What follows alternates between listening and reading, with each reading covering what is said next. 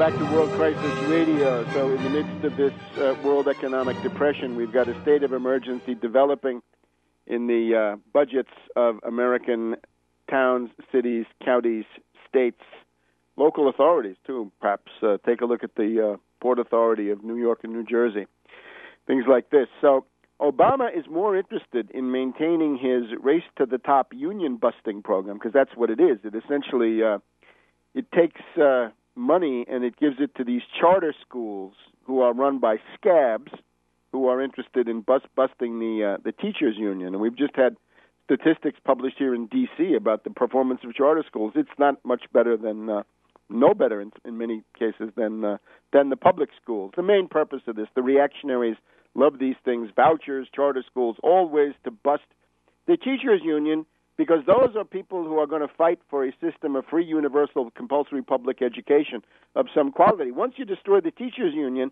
there's no organized force that can fight to maintain a system of public schools, and the reactionaries will shut it down. And they'll take their rich kids and put them in the private schools, and that will be the end of you out there in the masses. So if that's the country you want, that's not the America I knew. Now, the reactionaries, in the face of this national emergency, we see Obama, right? He says no more bailouts, and he means states and cities. So he is a complete subversive. What did the reactionaries propose? Let's see what the opposition says. Well, there are these Bush tax cuts for the rich, trickle-down economics, $678 billion. And we've just had these Republican senators popping off this week saying, well, if you want to put 20 or 30 billion into unemployment benefits, that's got to be paid for. That's got to be offset by some cuts or tax increases, cuts in their view, someplace else. But of course, 678 billion for the richies. That doesn't have to be paid for. That's a stimulus in itself. That's a great thing.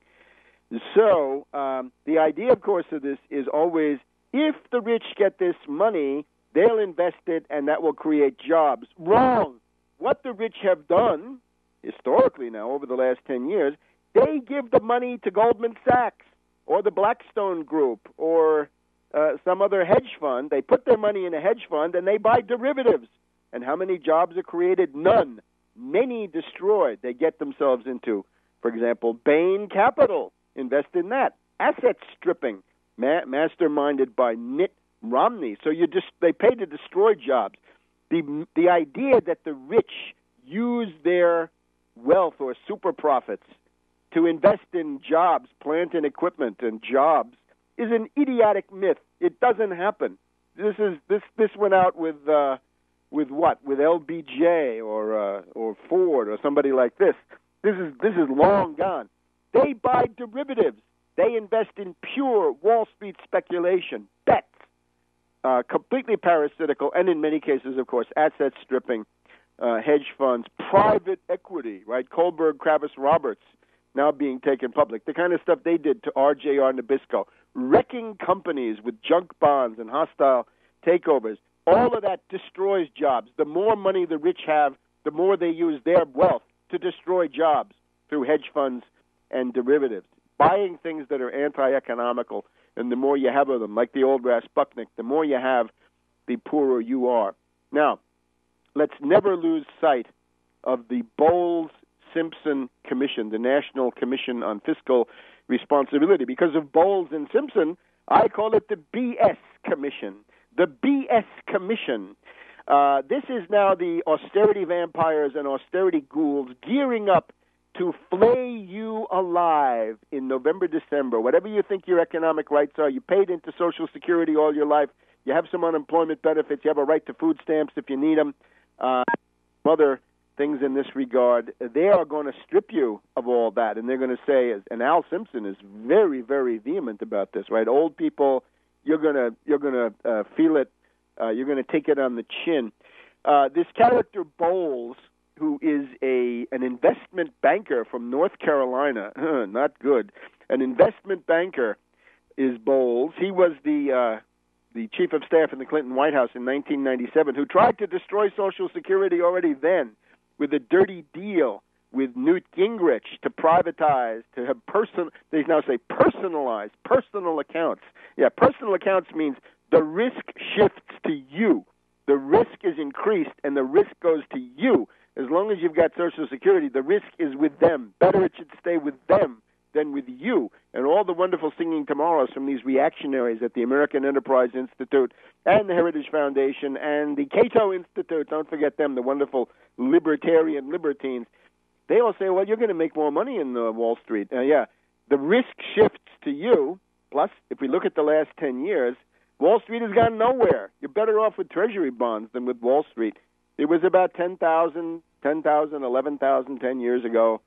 It went up, it went down, mainly down, and now it's about the same. So you do a constant dollar Dow, right, for inflation, and you'll see that you are below the level of 10 years ago. And, of course, all those fees for the brokers and the commissions will all be taken out of your hide. So that's the reactionary Republican snake oil. But now, Fred Barnes, leading reactionary over at the neocon house organ, the Weekly Standard, has an editorial in the Wall Street Journal saying this is a wonderful opportunity. The BS Commission, the Bowles-Simpson Commission, is a great opportunity for Obama to do something historic. Yeah, just like Clinton was trying to destroy Social Security in 1997, and we've still got the same guy. Bowles is now coming back for his second attempt to flay you alive. The previous time he was stopped by Monica Lewinsky, because once that scandal blew, it was impossible to close the deal between Clinton's Wall Street Democrats and the reactionary Republicans of Newt Gingrich. So Erskine Bowles still there. And that's all coming in November, December, in the infamous lame duck session. Now, the possibilities of stopping this. We do need first of all, we want those jobless benefits passed. We want the relief for the 1.3 million unemployed between 52 and 99 weeks, and we want increased benefits for those beyond 99 weeks. They're about 4 to 5 million. So you're talking about 5 to 6 million American families. You want to have 2 or 3 million more foreclosures? Great. The depression becomes a snowball. And naturally, the Austrian school thinks that's good. Let's not forget. They say, oh, yes, Andrew Mellon, liquidate stocks, liquidate bonds, liquidate labor, liquidate the farmer, liquidate everybody. Too bad if you died. And then there'll be a recovery. Where's the guarantee? And too bad if you died. That's the reactionary song, because what the reactionaries want is they want you, poor, desperate, and they can buy you for coolie wages. And take your house for a pittance. Take your car. Take whatever you've got, because they'll have money and you won't, and you will be a sitting duck for these reactionaries. Obama has gotten lewd in the White House. This is, of course, Jack Lew, L-E-W. He's gotten lewd in the White House.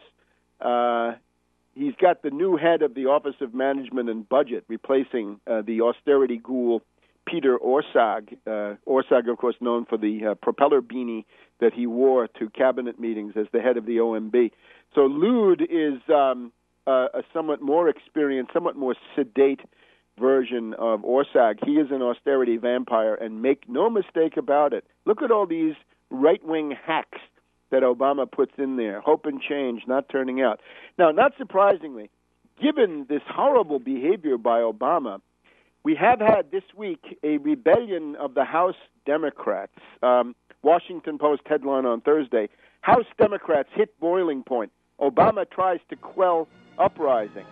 Anger over taking risks and getting little in return. Starts with the Gibbs response that the Republicans might take the House. This is very ominous for Obama. We'll say something more about it in the next segment. Back in a minute.